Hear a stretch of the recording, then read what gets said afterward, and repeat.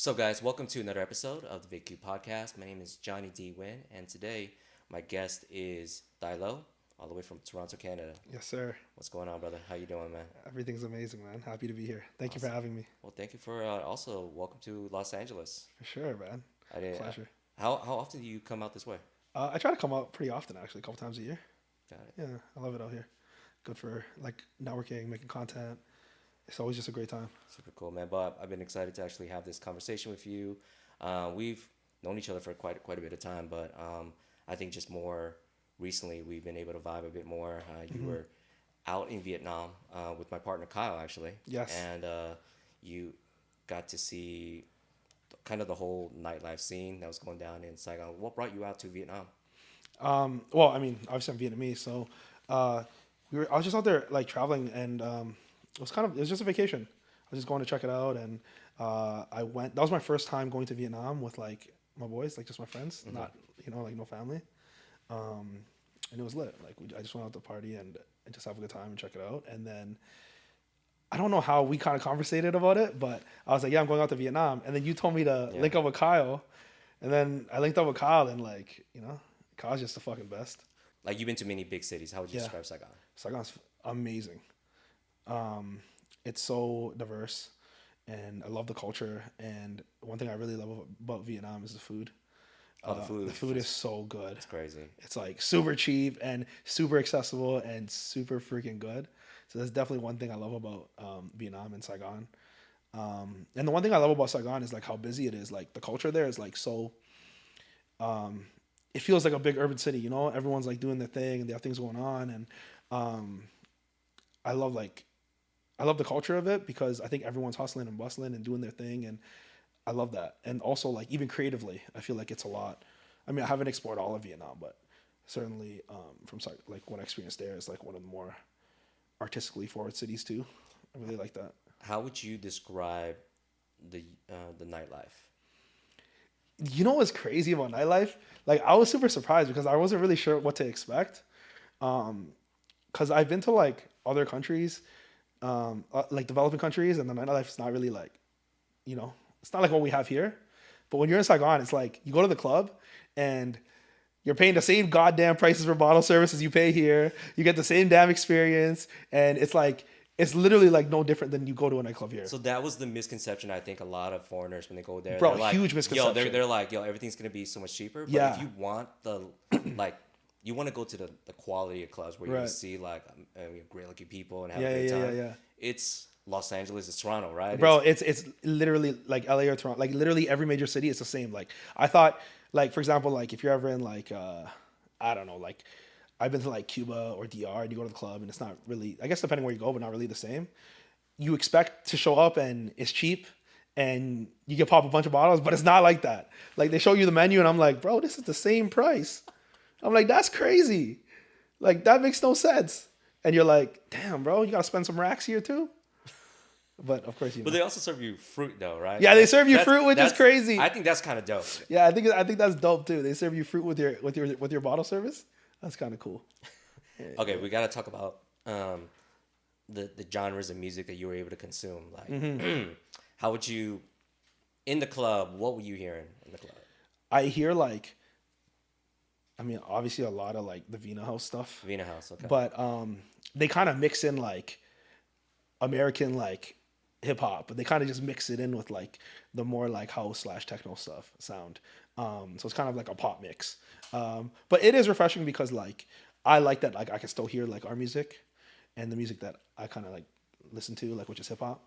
But they kind of mix it in with like their more like dance like club stuff. And that's pretty much what I was hearing. Okay. I'd be hearing these mixes. So I want to learn a little bit more about your music career, right? So I believe you started releasing music back in 2019.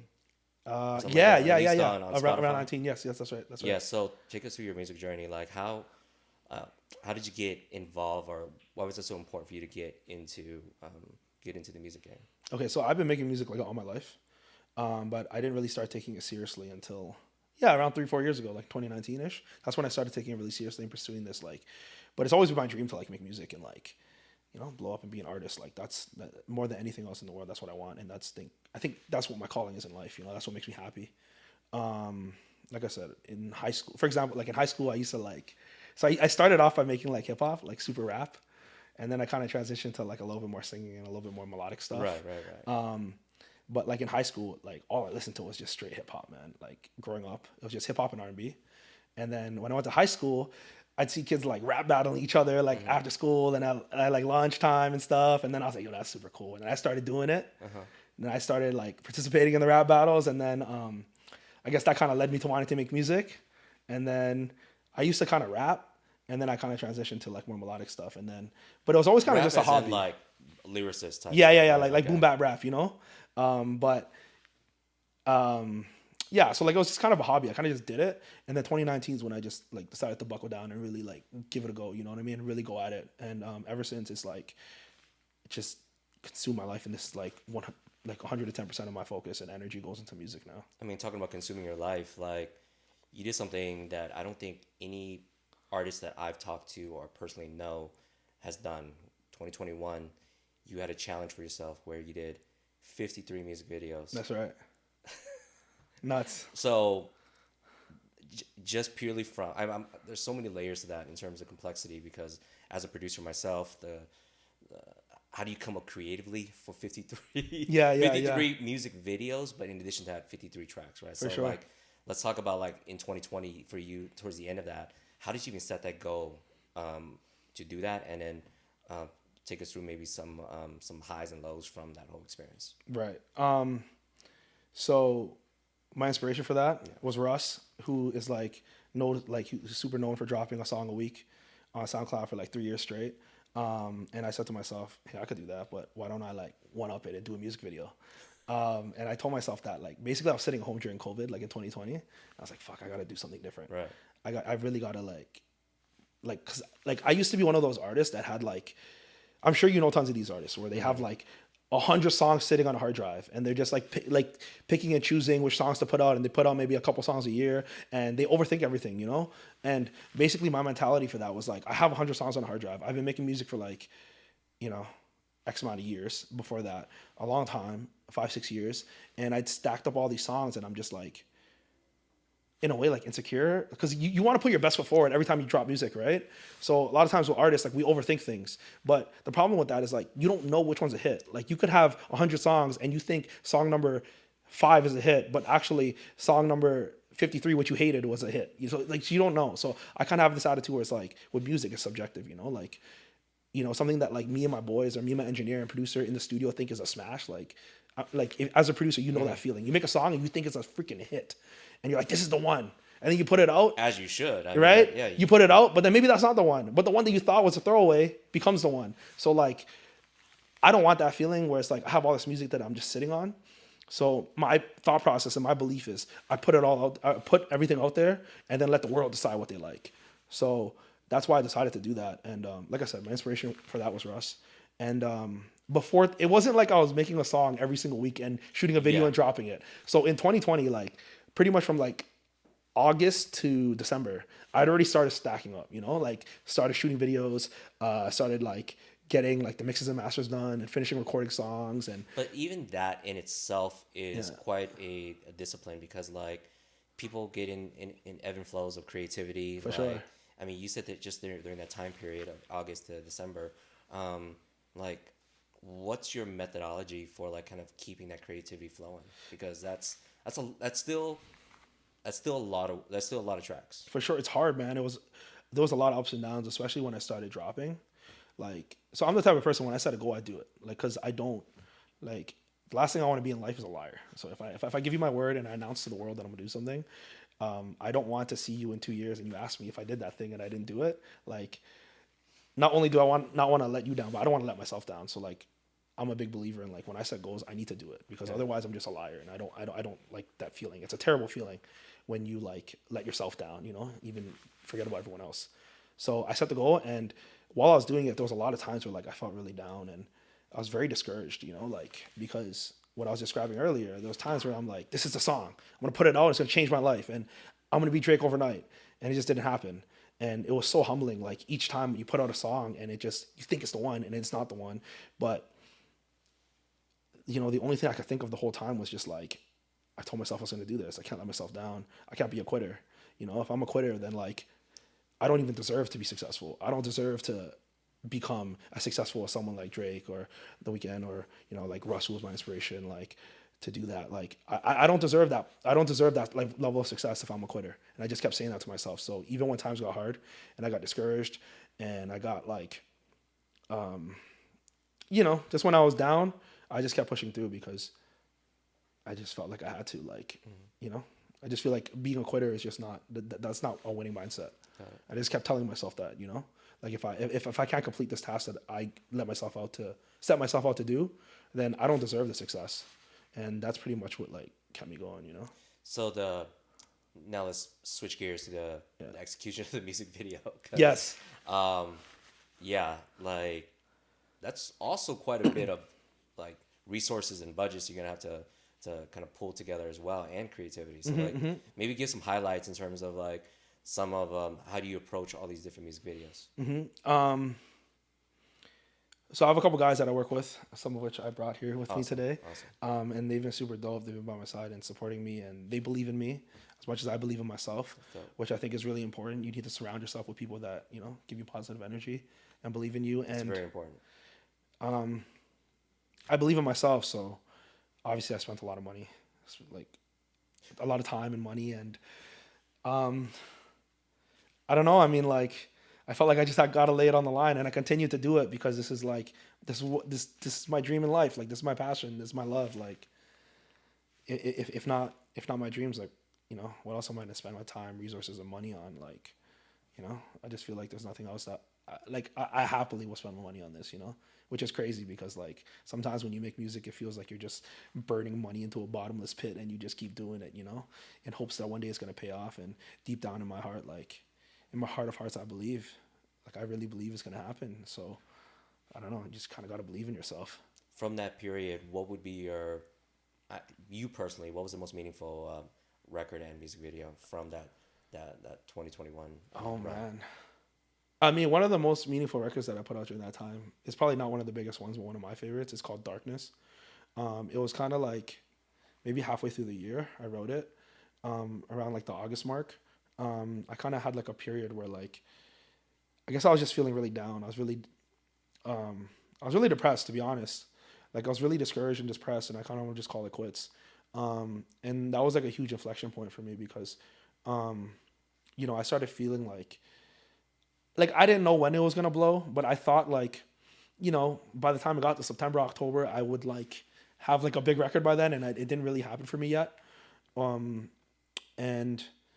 in that record, I kind of just talked about how I felt, you know, like I was just really depressed. I was just down and out, and I just like would lock myself in my studio. And it's just so depressing when like you're doing something and you're chasing this dream and you're putting like all of your time, all of your effort, like you're completely invested emotionally, financially, time, and you're not seeing the result that you want. And I was just really down and out at that point. But like I said earlier, I just looked in the mirror and said, if you're a quitter, then you don't deserve it anyway. So that's kind of like what pushed me to keep going. So that's like a really important inflection point for me. Awesome. Okay. And then, and I really liked, like some of my favorite, like probably one of my favorite videos is Rockstar, which is the last one, because it's kind of like, Rockstar.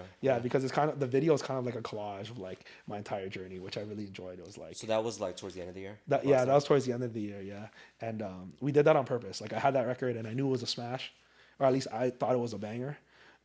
So I saved that for last, and we saved it for last for a reason. Like we shot individual scenes for that, and then in between, like we used a lot of B-roll from like footage throughout the year. So that is kind of like a capsule video of like the entire project, you know? So your team literally was with you throughout the whole year? Throughout the whole year. We're flying around the world, shooting videos, and it was literally the time of my life. And I spent so much money. I literally spent my life savings doing it, but like I wouldn't trade it for the world because I developed so much as an artist. I developed so much as a man, and I have these like memories for life that like, you know, me and my team went on and did. Like we literally traveled the world, had an amazing time, doing what I love, chasing my dreams. Like what better to spend your money on? So let's go into 2022 right after that, because like just that was a heavy work year. Just accomplished that. You said there was some moderate success, but what was your game plan going into 2022? Um, I'll be honest with you. 2022 was like kind of again to circle back to what I felt earlier in the year that I was describing to you, like when I was halfway through 2022. I don't think I released a single song. I didn't. So you went the opposite. Yeah, I went the opposite. 2022. I released nothing.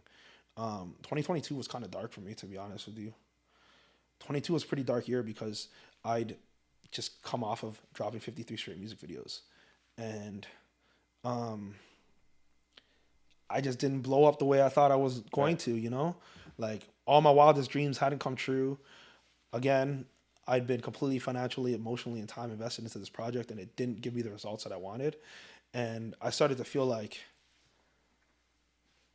not that I didn't deserve it, because in my heart of hearts, I still feel like I deserve it. And I still feel like I should be there. But I just wasn't seeing the success that I felt like I wanted. You know, not that the world owes me anything, because I truly believe that the world doesn't owe me or anyone else anything, and you have to go get it. But it was depressing because, again, I put my best foot forward, and it didn't play out the way I thought it would. So 22 was kind of like a restructuring year for me and reflection year for me. Did you stay in Canada most of I did. I stayed in Canada most of that year, and there was just a lot of like reflection that year, you know. And I thought, I just reevaluated. I said, hey, I dropped 53 straight music videos, and I'm super proud of that because I grew so much, and it's something that I accomplished. I said I was going to do it, and I did it, but it didn't give me the results I wanted, and I said to myself, why, you know, and I just decided that, like, at that point, and I still firmly believe this to this day, that as much as I love making music videos, I think music videos just aren't the way to blow up anymore. I think the way to blow up is through short form content, like social media content. Like, that's just the way to blow up. And it's just, I just don't think in today's day and age it makes sense for, especially an up and coming artist, a new artist, to just blow this huge budget on a music video and not have the same budget for marketing on social media, you know, what or at least, like, you're not going to put in the same work, you know, or effort. Not necessarily, like, and what I love about short form media content, short form social media content, you don't even need money. You just need a cell phone, and you just need to, like, go do something, shoot, you know? And that's the beauty of it. And you can pump it out every day. And then once that started to click in my brain, I was like, okay, I need to change the approach because the music is right. Like, the music is good. Like, I firmly believe that the music is good. So I just felt like I needed to change the approach. And I was like, okay, you know, I need to figure out a new marketing strategy here. And pumping all this money into the music videos is just not it. So then 2023, this year, when I came back and I started dropping again, I was like, okay, I'm going to drop these music videos. I'm going to drop videos still because I still want to, but I just really simplified the videos. Like, they're kind of just visualizers, you know, with lyric videos. Yeah. And I said, I'm just going to go super, super hard with the content because that's a game right now. I just need to pump out the short form content. I need to pump out the clips and let the algorithm do the work. And that was pretty much what I'd decided in my, like, year off in 2022. I was still making music. I just wasn't really putting it out, you know? I really wasn't, I just wasn't putting out the music. So a couple things to touch on that. So, like, in Asia, the music video budget is what in the 90s or early 2000s was here in the West, right? You gotta have a high production value. It's almost like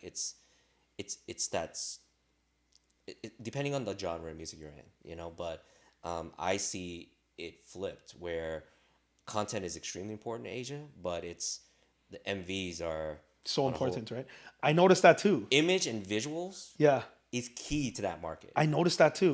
It's almost like you said, they're like 20 years music industry behind us. And I think that is a byproduct of Korea setting that standard because K-pop is no longer a regional industry, right? K-pop is worldwide, international, and we're not talking about worldwide here in America. We're talking about South America, and Europe and Africa and all that. It's crazy, and the one thing they all have in common is they've risen the standards on visuals. They've risen the standard in terms of entertainment. I was just at the forum this weekend for a Korean rock group that transitioned to the West, and I was completely in shock. I guess I was going in there expecting it was going to be a bunch of Asians. Yeah, yeah, yeah. And when with 12,000 people, it was a sold out show, and it was Asians was the minority. Right. It's crazy. The And consumers of K-pop, it's not, you would think it's Asian people, but it's not. but it's but they still had, okay, one thing that I was impressed by was it had the Western like swagger and energy, Yeah. but the way that they approach it was still polished in terms of their dancing, and every person in the band, because this was like a rock group, was a singer.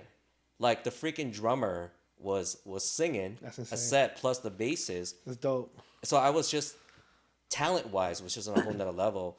Visuals on a whole nother level. I'm like, damn, dude, like K-pop is doing that, right? And in Vietnam, that is essentially, in terms of you want to be a bona fide pop star, your visuals is key.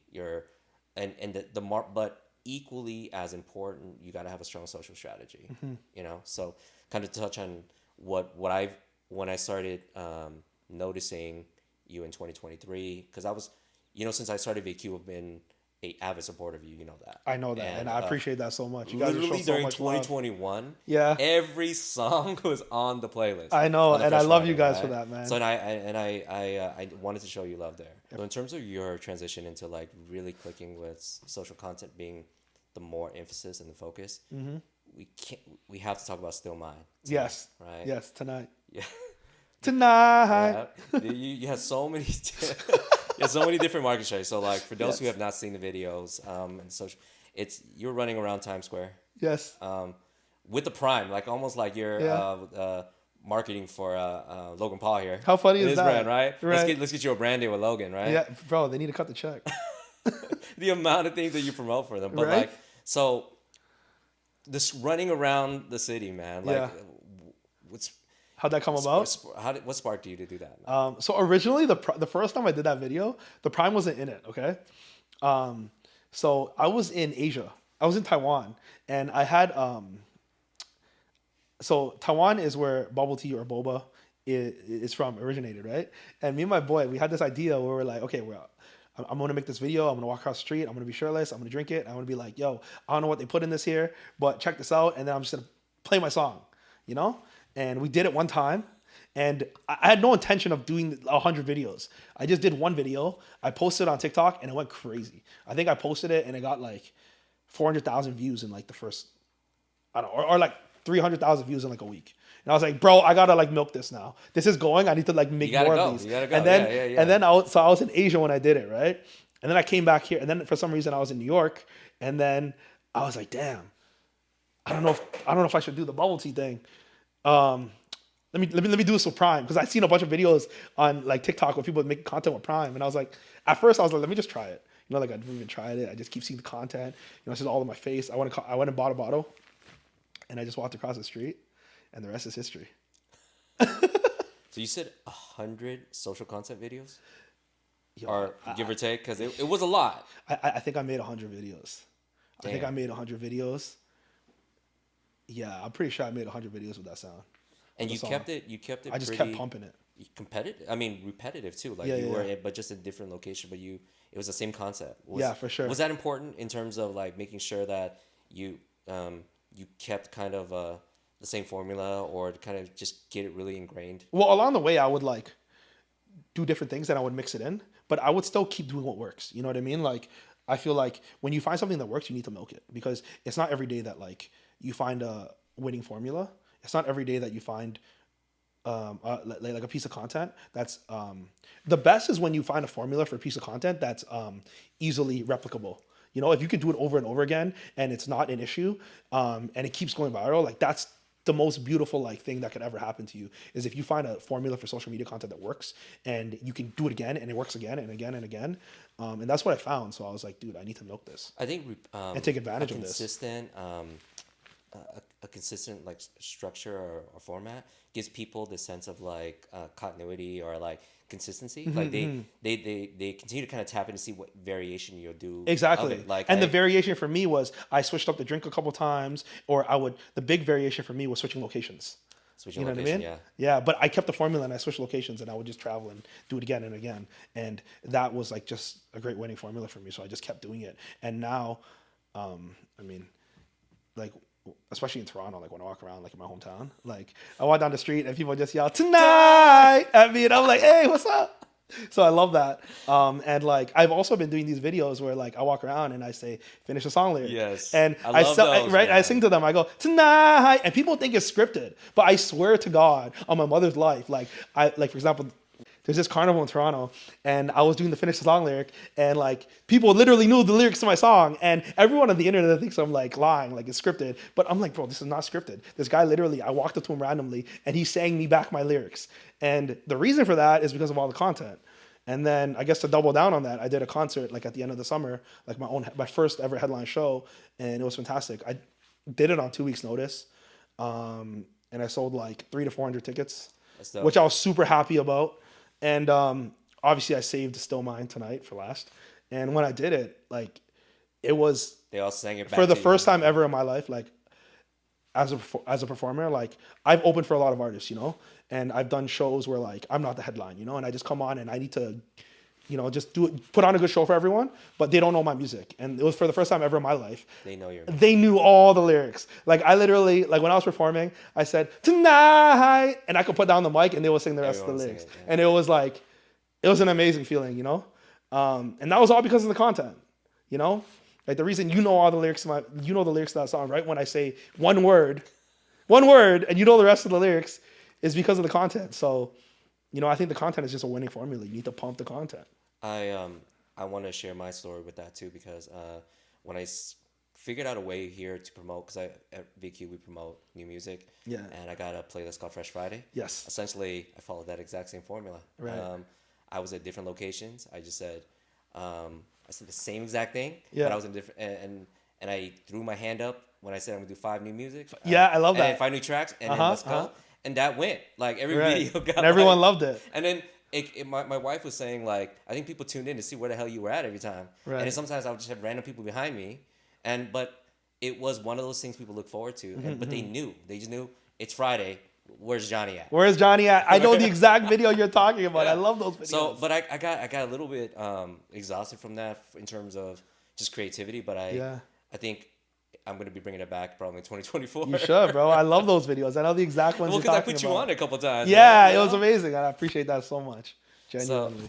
So that's really cool, man. So that's but I want to talk to you about just the music scene in Toronto specifically and the Canadian music game, right? Because I'm, as an American, like there's a lot of different things that taking shape here, and but in Canada, like the only reference I would say to Canadian music would be Drake, right? Of course. And I know like that's there's Drake literally in terms of when you say he runs that town, is he literally runs that town? No, he runs Toronto. Like in Toronto, he's literally a god. Like it's kind of insane. He has this like unspoken aura to him. It's literally godlike energy. Like damn, he gets it done. He gets shit done, and his presence is very, very pronounced, and his influence is undeniable in the city. Like he has insane influence, and it's a beautiful thing. Like he really put on the city. Like he really put on for Toronto. And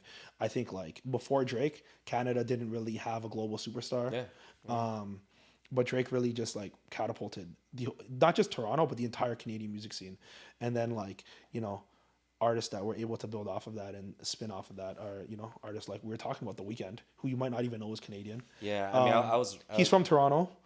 He never talks about it. Right.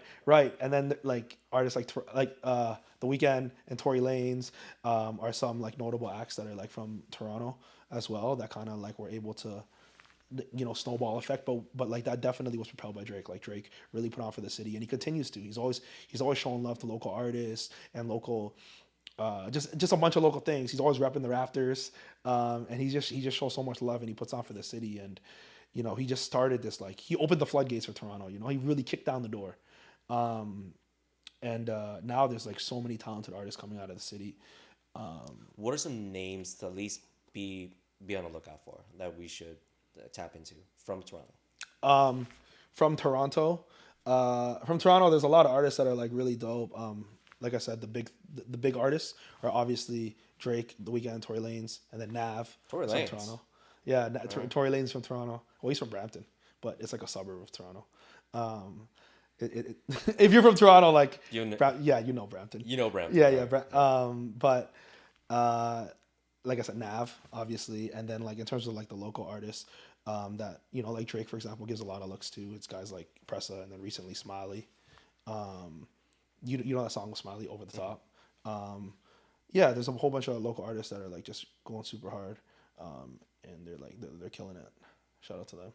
And then another like a Vietnamese artist is Anders. You know about he's from Anders we Toronto. featured a lot. Yeah. I got a chance to meet him early on when he was coming out to Los Angeles, Right. and definitely he there was a lot of I felt there was not just the word pressure, but there was I felt a lot of tension in him from the LA scene. Yeah. Maybe the camp that he kind of put around him, but his music definitely stood out. You knew he was from Toronto. Yeah.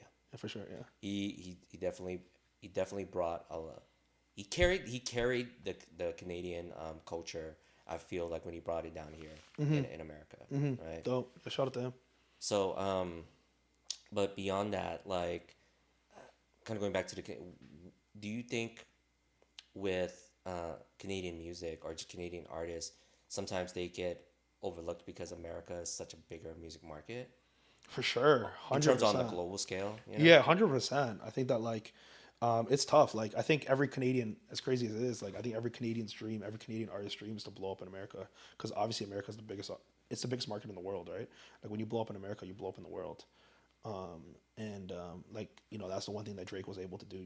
He broke down that barrier for us. Like a lot of like Canadian artists were just local and they never really were able to make it out of Canada, and definitely like without a doubt, I think every Canadian artist, their dream is to obviously come stateside and like blow up here. But the local scene, I mean, I guess Canada has its own kind of recognition and its own music association, right? We talked about the Grammys is the big one down here, but it's internationally recognized. But Canada has the Junos. Yes. But why do you think Junos is not as prestigious as the Grammys? The thing about I think the reason why the Junos are not as prestigious is because all of our top artists don't even give them show them love, like like Drake, The Weeknd, Tory Lanez, which is like our big artist, or Justin Bieber is Canadian too, but he probably doesn't rep it as much, but they don't really like they don't even show up to the Junos. The Junos has almost just become a unfortunately, I think there was a time where it used to be like a really big thing, and it used to be this big global thing, and like don't get me wrong, I would love to be nominated for a Juno or win a Juno. Like that's definitely like something that I would want to achieve in life, but for some reason, I guess these big artists just have not given them the nod and the cosign. Like they don't even show up, and they just don't show them the love that like they need. And it's hard for it's hard for the Junos to be respected and taken seriously on an international stage when the biggest artists from Canada aren't even showing up to it. You know what I mean? So I think that's kind of just the position that like the Junos has become or is in at the moment, Gotcha. which is I guess a bit unfortunate. So we're experiencing something really cool right now in 2023, right? Literally, Asians, being an Asian artist, being an Asian star, Yeah. is not like it's not the minority. I think it's like I was just at the forum. It was being Asian was cool, man. For sure, bro. For the first time, like it's crazy, bro. Like I love that you said that. Being Asian is cool. This is like the first time in my entire life, like I feel like Asians, like we're finally cool. Like we're finally like. We're finally not just the kung fu masters and nerds on TV shows. We're finally like pop culture cool. It's and cool in a sense of just even moving the culture forward. For right? sure. Like I think it's interesting in the West where I see American artists really fighting to get on a K-pop collab now. Yeah. Or like 100%. Latin artists also the same thing. Right. Like actually, what's super cool to drop. This was a big deal for me because I'm a big Becky G fan, and she's always on the forward come up of music. She just did a collab with this big Korean artist named BB, and BB has she's with 88 Rising, and Becky is like prior to that she was on a BTS record, and that put her on a whole nother level. You know what I'm saying? So I think it's in terms of momentum, this is going into 2024. This is the time to 100%, to really bro. push it. Like, I mean, two things to say. I think number one, first of all, like Asians, we were always cool. The world just didn't catch up yet, but now they're finally starting to catch up. We were always cool. Okay, let's get that straight. Yeah. They're finally catching up. And then I think number two, like the thing about like Asian artists blowing up right now, and I love to see it. Like K-pop is really leading the way, and I think it's a lot of pop artists that are leading the way. And for some reason, like hip hop culture is so embraced and loved by Asian people, especially Asian Americans. And there's so many amazing like hip hop artists that are Asian. And for some reason, there just hasn't been a breakout hip hop artist yet. And I think I think it's like long overdue. It's about time. I think any minute now, there's gonna be like a hip hop artist that's Asian that's gonna blow. You know, whether it be me or not or someone else. Like I think it's just it's about time. It's long overdue, and I think it's gonna happen real soon. But I think there's two different dynamics here when it comes to the expectations in the West. Yeah. When it comes to the Asian artists, right? Like so, Asian Americans or Asian Canadians is like they almost have a very different expectation because like we speak perfect English, and all that stuff, right? And it's like it's almost like the authenticity part. Like now we want that real foreigner, Asian. We want that Asian. We want the Asian. Yeah, And I'm yeah, like, yeah, yeah. That's part of the reason why they love like K-pop, right? So I'm kind of flipping out on that, but then when they get here, they become super westernized, and I'm like, but you got us over here. I feel like we already got that vibe. So it's a very interesting in terms of what the consumers or the fans. Yeah, I never thought about that. It's 100% true, man. Because Yeah. I see it. Because I advocate for Asian artists, specifically Vietnamese, American and Canadian artists, and one of the challenges is when they look at Asia as a whole, they're always looking at the overseas side. Because on the booking end of things, is this like the value of a Vietnamese pop star from Vietnam is perceived way higher. It's a bigger market than a Vietnamese American artist who's right here in Orange County, California, right? They devalue almost the convenience Of the local artist. But to the same degree, I will expand on that. I think the Vietnamese, just speaking on that particular group, in order to break as a pop artist in Vietnam, it's very, a lot of things have to go right, and the capital has to be there, right? Like, because you're talking about the population of the country is about 100 million, but like the youth culture is the majority. They run. Oh, for sure. They run the behaviors, right? So you can't put out almost mid-tier products. Like your image and everything's got to really catch over. So a Vietnamese American over here wouldn't have the necessary resources to do something like that. So it's kind of the Vietnamese in Vietnam outspends them like tenfolds. And I think that's the same thing to say with Korean Americans versus Koreans. The Koreans have big agencies and entertainment. Well, the thing is, you can't compete with Korea because the thing about K-pop, it's really hard for you to compete with them because they're funded by the Korean government. That's another thing. You know what I'm saying? Like, it's hard for you to compete with like someone that's funded by the government versus you funding yourself. So for people that don't actually are aware of that, so that's an interesting statement that you just put up, where the K-pop entertainment industry is literally like adds so much to the country's GDP. Because it's very intentional. Like, it's funded by the government. The government literally pumps money into K-pop, and not just like K-pop music, but also Korean dramas, like TV shows, and movies. Like I think it's a very well-known fact that the government funds it. Yeah, because basically what they're trying to do is they're trying to spread their influence and build up their economy and build up their GDP through their entertainment, which I think is an amazing thing. Like because it worked, and I think like. It's like what they say: a rising tide raises all ships, right? And I think what's happening is like the rest of us Asians are kind of benefiting from that too. Like as like they're kind of putting on for the Asians, and it's dope. But just to like answer what you talked about with budget wise, like again, it's hard for you to compete with someone that is funded by the government. Like they kind of have unlimited resources, and I'm just like the local dude that's just spending my hard-earned money trying to chase my dream, So it's tough, for sure. So you did something also special just last, whether I think it was last month, but you just put out a new record. Yes. And so for those who don't know, you're Chinese and Vietnamese, right? Yes, Chinese and Vietnamese. So you put out your first Chinese like focus record. Yes. So take us through. Tell us about the record. Okay, so I got a homie. His name is Lai K. He's from Hong Kong, and he's actually like he's a pretty big local artist in Hong Kong, and he goes back and forth between Hong Kong and Toronto. And we connected on Instagram. You know, I seen his music, and I seen him on like he was on like a complex like freestyle. It was like a complex cipher, and he just drops a bunch of music, you know.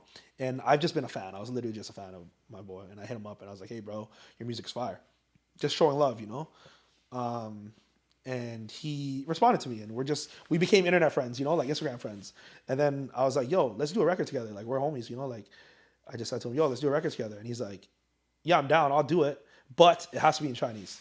Yeah, I won't do an English record with you." Damn, and I was like, "Damn!" He really put me out of my comfort zone because, like, you know, obviously, English is essentially my first language. Like, I grew up here, and all my music is in English, and I've never done any. I've always like thought about it, but I never like pulled the trigger to do it. It is different doing it in a different language, man. Super different. Yeah. Like, there's so many nuances with like language that like you might not necessarily get right. So, but he kind of just said that to me, and I was like, "Damn, bro, all right, I'm up for that." So I just stepped up to the challenge, and I made this record in Chinese, and we did it, and I'm super proud of it. And I put it out, and it was dope to put out because it's a dope record, but it was also dope because there was kind of this like mental hurdle that I feel like I passed as an artist, and now like after doing that, like you said, I'm Chinese Vietnamese. Like kind of the next thing on my bucket list that I really want to do is I want to do a Vietnamese record as well. And again, I've never done that before, so I'm a little nervous about it, but excited to give it a shot. So growing up in your household, though, did you grow up with kind of both languages as well? Or? Yeah, so my dad is Vietnamese and my mom is Chinese. And in the household, we mainly spoke Cantonese. The Vietnamese was spoken too. But I guess because my mother is Cantonese, my mother speaks Cantonese, and my dad's side of the family can kind of speak it. It was just a little bit easier of an adjustment. And then I think the real reason why we spoke more Cantonese is because my Vietnamese grandparents passed away, and it was like my dad with my mom, and my mom's grandparents were both here, so it just everyone kind of just spoke Chinese. So did he also learn Cantonese? He did not learn Cantonese. I think he kind of already spoke Cantonese. So my on my Vietnamese side of the family, my great grandfather is actually Chinese, and my great grandfather. Yeah, my great grandfather is Chinese, and he immigrated from China to Vietnam. And I guess like throughout the generations, they kind of just maintained part of their heritage, the Chinese heritage, and they spoke Chinese. And my dad's family was actually. They're really wealthy. They're from the South in Vietnam, and before the war, they're wealthy. And my dad went to like a private school, and his entire family went to a private school, and it was like you know now people go to international school for English. Like he went to like a private school where they spoke Chinese. So because of my great grandfather who was like firm on like maintaining the Chinese culture, even though they're all Vietnamese at this point, and you know it'd be like 3 generations removed. They went to like a private school where he grew up speaking Chinese in school, so it was an easy transition for him. But he spoke Mandarin in school, but it was just an easier transition for him, and he kind of loosely spoke Cantonese because of that.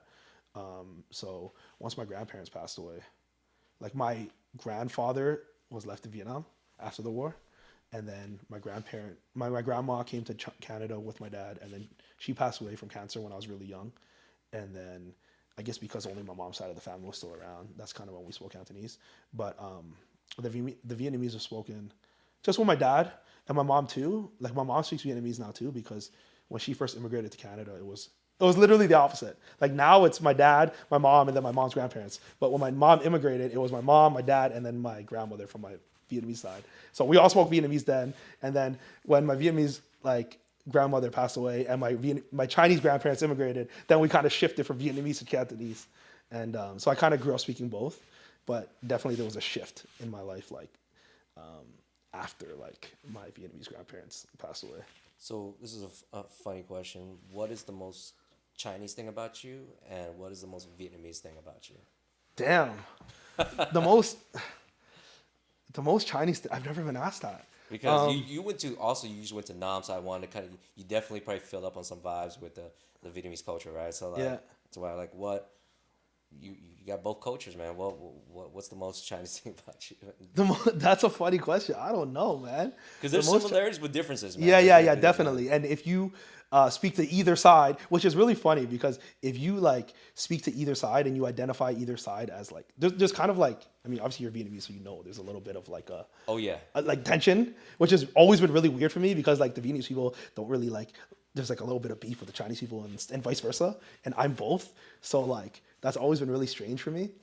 But you embrace both. I embrace both very proudly. That's the best way to approach Absolutely. it. Absolutely. Yeah. That's the best way. Because if you get into like who's better, ooh. Damn, it's rough, There's a lot of back and forth. But yeah, so I embrace both. I think that's why Anders avoids it, because I think he's Chinese Vietnamese, so. Yeah, exactly. Yeah. And it's like, you don't really want to pick sides here, Nah. I try to embrace both. The most Chinese thing about me, definitely, I think, is I guess it also ties into my Vietnamese side, but I think the most Chinese thing about me is like my work ethic. Okay. I believe in hard work, and I believe that like just because I come from like immigrant parents, and I think this is a very Chinese thing. Like we feel like we just believe in hard work. Like what we do is we put down our head and we work hard, and we feel like the world doesn't really owe us anything because this is not our land. We came here and we're given this opportunity. We need to take advantage of it. And then the most Vietnamese thing about me is kind of ties into that. It's where like it's my tenacity. I think the most Vietnamese thing about me is my grit and my perseverance and my refusal to quit. Like I don't give up. I think Vietnamese people, with all that we've been through, with the war and the colonizing, even before the Americans with Europe and France and stuff, like Vietnamese people, we're just so persistent. Like we don't die, like we're just always fighting through no matter what happens, all the hardships that the world throws at us. Like we're just so durable. We always fight through and we push through and we find a way. And I think that's the most Vietnamese thing about me. Like my Vietnamese side of the family, where it's like they're super entrepreneurial, they're hustlers, and like literally my family went from like we were filthy rich in Vietnam, like very well off, very successful business, like my grandfather, very successful, and then the war happened. They were from the South, and I mean, we kind of lost everything, and they fled here on boats and with not a dollar in their pockets, not speaking the language, but we open pho restaurants and nail salons, and we just do what we can to make it work, and we find a way to thrive, So that's what I get from my Vietnamese side. Like, no matter what hardships are thrown at me in life, no matter what walls are put up, and no matter how hard I get beaten down by the world, in true Vietnamese fashion, we push through, and we find a way. We find a way to prevail, and not just survive, but thrive. You know what I mean? I don't know if you can relate to that, but that's definitely the one thing I take the most from like my Vietnamese side of the family. Let's talk about the language. Yeah. Are you able to? Do you feel you have a pretty good understanding of the language when you made the trip out there, or was it like completely different? Because it's like I realized being born and raised out here, I speak a very different kind of Vietnamese. Very old school style Vietnamese. For sure. Going in on the music market, entertainment market over there, they got different slangs, man. And also a lot more exposure to Northern Vietnamese, because like they and what I found when I was out there was in entertainment, specifically television shows, they tend to the proper Vietnamese is the Northern dialect. What's considered proper is Northern. Right. Yeah. Even rappers would use the Northern dialect, and I think it's, even if they're from the South. Even from I believe that's just the preferred cadence, I guess, because of the words that they use and so forth. So like, what was your vibe in terms of comprehending the language when you were out there? Or was it you came across a lot of people that spoke English? No, not a lot of people speak English in Vietnam, I find, unless they're like really young and like. Well, with Kyle's crew. Yeah. With Kyle's people, they speak English, obviously, which was amazing. But dude, like the toughest thing for me, like first of all, my Vietnamese is kind of just, it's okay. Like it's very basic level. Like I just like very conversational and very simple stuff. Like I ask you for directions, ask you how the weather is, you know what I mean? Ask you what time it is, stuff like that. Like how do I get a grab? Right. How do I get a grab? Obviously I know everything on the pho restaurant menu. Yeah. But and then obviously, swear words, because, my dad I think all Vietnamese people swear a lot. I don't know. Or maybe it's just my dad. But the toughest thing for me in Vietnam was understanding, like, I was completely foreign to, like, Northern dialects. Like, before I went to Vietnam, like, I don't think I've ever heard and he won't speak like Northern Vietnamese. So like when I went there, like all the Z sounds, like I didn't know what they were saying. Like when I was even in Saigon, like when I ran into someone that was from the north, like obviously if you're Vietnamese, you know it's a very distinct difference. I didn't know what the heck they were saying, and they were talking to me like, and then when I would speak to them, I guess my accents aren't really good. It's not super proper, but when I would speak to them with like my, I guess, broken Southern accent, they look at me like I'm an idiot, you know, like I don't know how to speak proper Vietnamese. And then when they speak like with their Northern accent, or when I see it on TV or whatever, I completely don't understand. Like it almost feels like it's a different language to me. It is. You know, like it completely feels like a different language. Like I want to compare it to like almost like an American accent and a British accent, but it's even more different than that. You know, like to explain to someone that doesn't speak Vietnamese, like it's even more different than that. Like it's literally like different words, different sounds. The alphabet letters could be the same letter, but they pronounce it differently. And I'm like, whoa, this is weird. You know, so that was definitely a struggle, but you know, it just took a little bit of time and adjusting, and then you kind of start to pick up on like what's what. So with your family, your father in particular, was there any kind of like image of Vietnam that, or stories of Vietnam that he shared with you to kind of, and did he have any kind of trauma from the Vietnam when he left? So when my dad fled, he, you know, he was a boat person, right? He fled on a boat, and it was super traumatizing for him because he was a teenager at the time, and like I said, he left his father behind, who was tortured and eventually killed. Because again, we're like the family was successful themselves, Right. and you know when you lose a war, it's just rough, you know.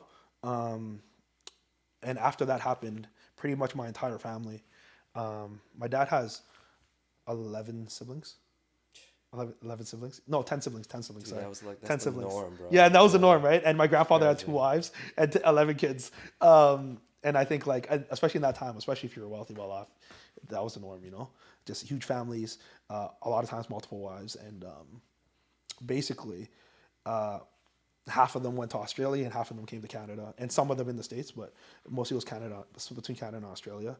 And my father had never been back to Vietnam for like 30 years, and he had no desire to, because it was just trauma. It was just bad memories for him. Like he grew up there as a kid and life was good, and then all of a sudden he's like 13, 14 in the war. He's like 12 and the war starts, and then next thing you know, he's fleeing, you know, and that's all his memories of it, losing everything. He went from like wealthy to like literally, you know, poor and nothing. And he came to this country, and there was a lot of bitterness because, you know, when you come to a new country and you don't speak the language, you don't, like, it's one thing if I'm born here and I grew up in the system and I speak perfect English, or even if you come here like and you're 2 or 3, that's okay too. But he came here as a teenager, straight into high school. So he got bullied a lot, you know?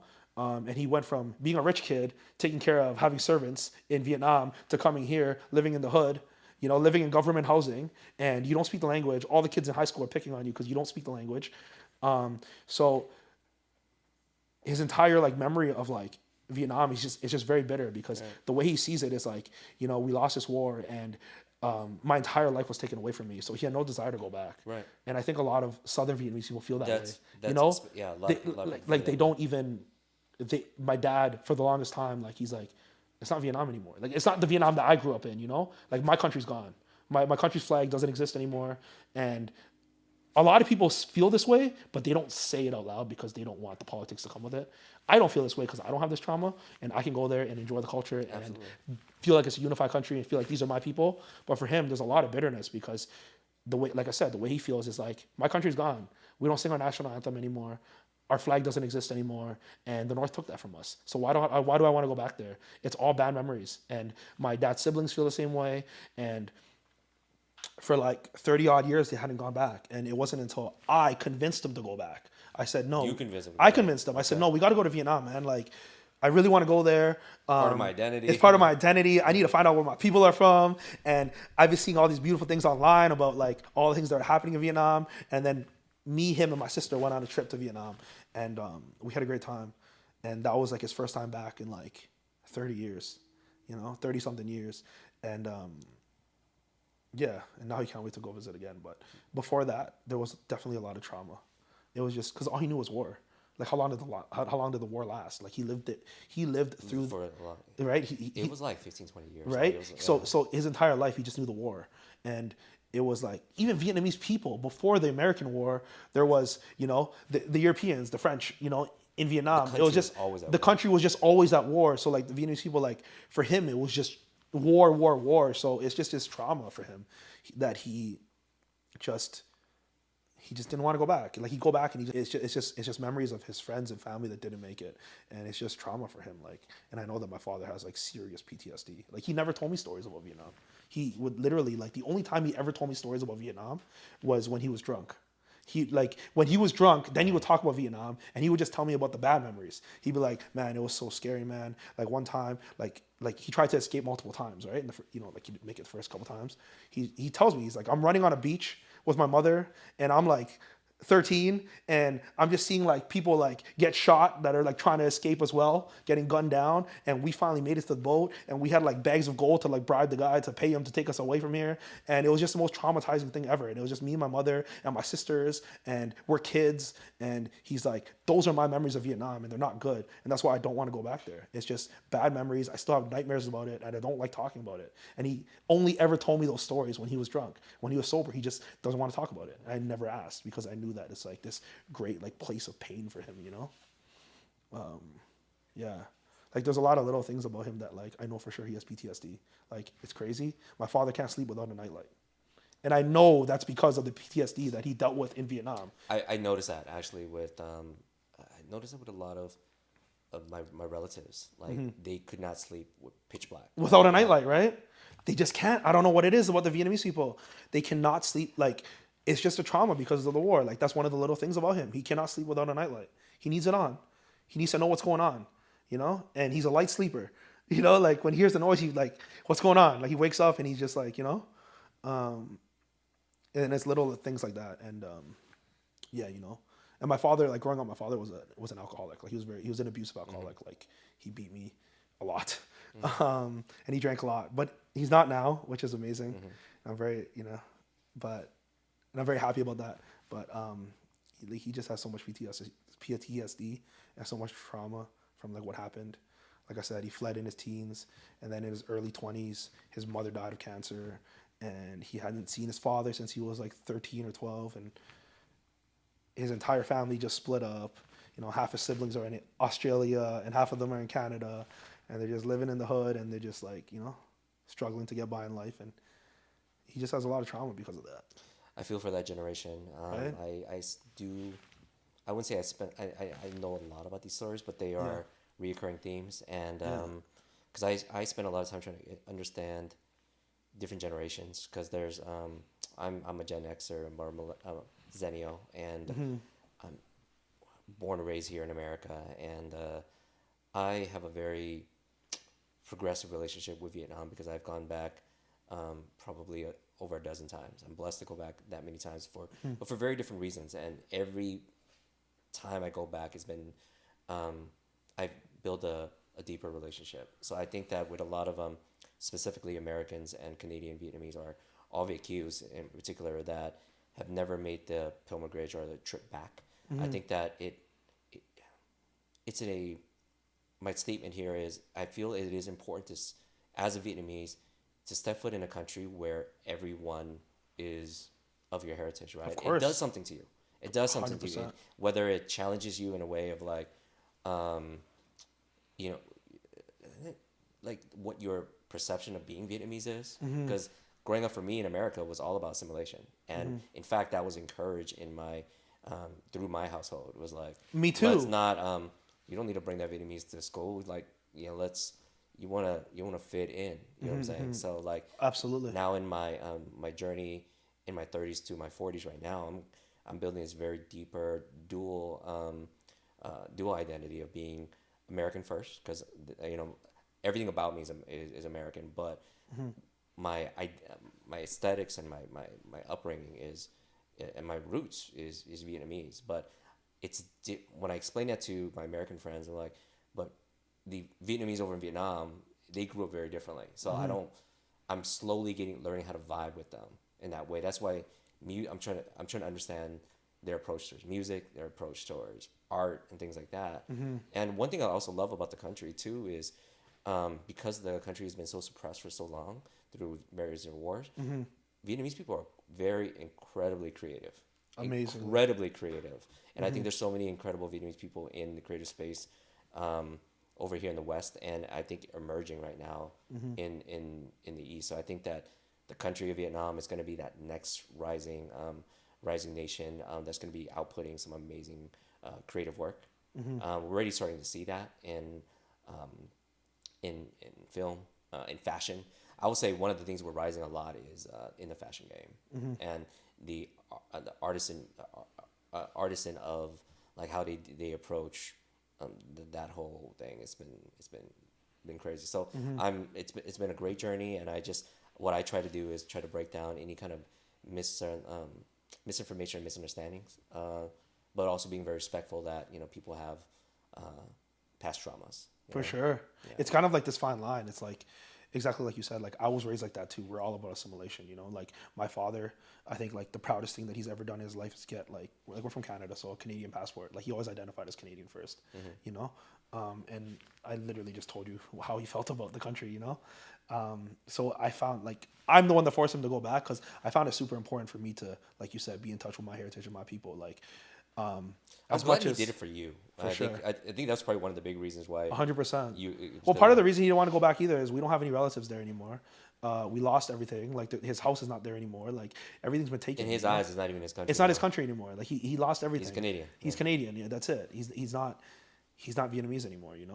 But I love that like we went back and like we were able to reconnect, and we actually reconnected with like I have one aunt there, one sister that I guess inherited one property because my family had multiple properties, but they have one property in Saigon that she inherited, and we got to see her, and then we went to his hometown and we met a bunch of his childhood friends, and he showed me the house that he lived in and the school he went to, and I felt like that was so amazing for not just me but him. Like I think if I didn't push him to do it, he would have never got that closure. He would have just been bitter about this, the trauma for so long. But us being able to go back and like,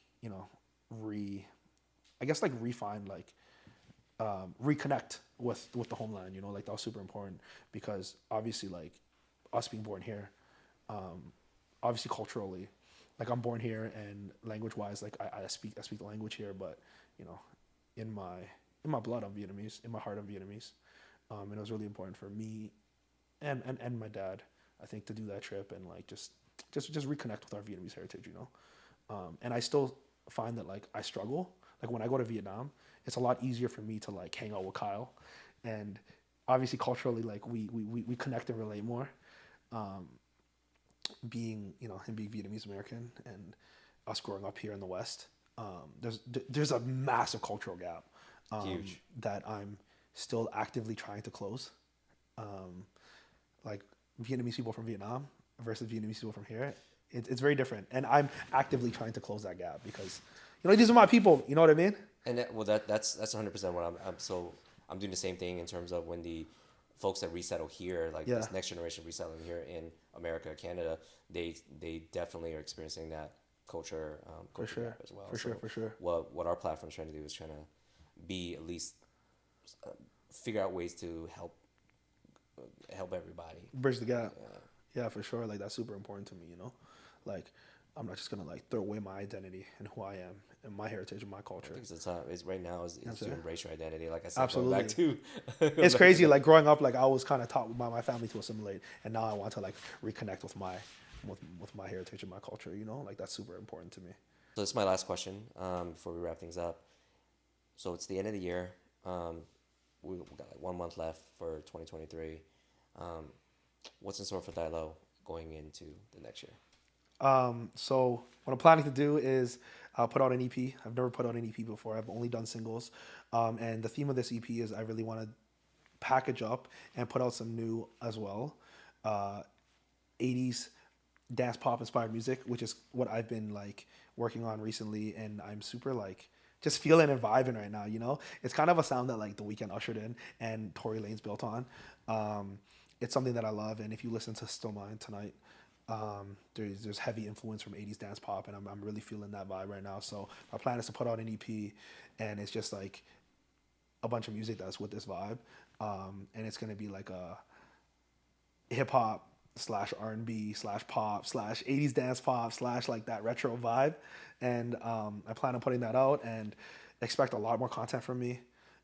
Social media content, and then I do want to put out a Vietnamese record in the horizon as well. As we spoke about, and like I said, when I put out the Vietnamese record, I'm gonna do obviously play by the the law of the land, like the rules of the game over there, which is spend a large budget and obviously package something nicely and put out to them. That's more, I guess, fine tuned. But in terms of my content strategy here, it's definitely be. I don't really believe that the market here. I don't believe that what is needed here is these like super like fancy packaged up image that is super high production value and super high budget and pushed out to the public that we talked about. Like I don't think that's necessary anymore. I think what people want to see is authenticity, and they want to see they want it to be organic. So my content strategy is just to create as much organic content as possible, and be as authentic as possible. Like I want to show moments where I'm just sitting in the studio and I'm just like writing a record, or like literally just me on a trip with my boys, just whip out the iPhone and record something. And I think that's the winning formula for social media. Like we said, like here in the West, like, I think what's valued is authenticity and relatability. And I think that's the best way for you to like create a connection with the audience.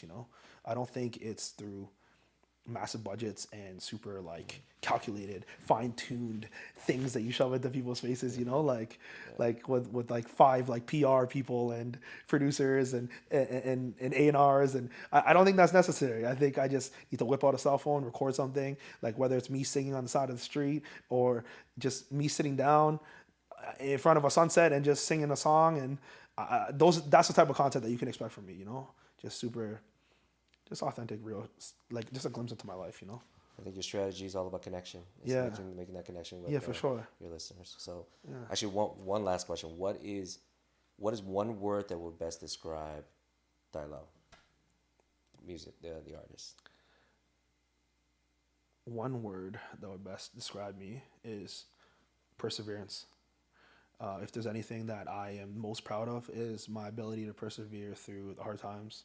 We talked about it earlier with Vietnamese people and all the hard times that we've had to face, and we continue to persevere and again not just survive but thrive. So if I could describe Dai Lo with one word, it's definitely perseverance. Well, we appreciate this time, man. Yes. This was a wonderful conversation. Again, safe trip back to Canada, and for sure we're definitely going to be super excited about connected. that. Yeah, and Johnny, like I just want to say thank you for all the support that you've given me throughout like the last couple of years, ever since we've met digitally online. You and Kyle have been like, you've embraced me with open arms, and I appreciate that so much. Like genuinely from the bottom of my heart, I just want to say thank you for all the love and support you've given me, but also the platform that you've created to, showcase all the Vietnamese talent that is in the world. And there's a lot of talent out there. There's a lot, and it's gonna take up a lot of time for me to share all of them. But it's been a life-changing journey for me to when I started this platform, and I think I'm literally just getting started. Yeah. What you've created is amazing. I think you guys need to continue to put your foot on the gas pedal, and you're putting on for all of us, and we appreciate it, man. Yeah, we're gonna go hard. We're going crazy, man. We take over the world.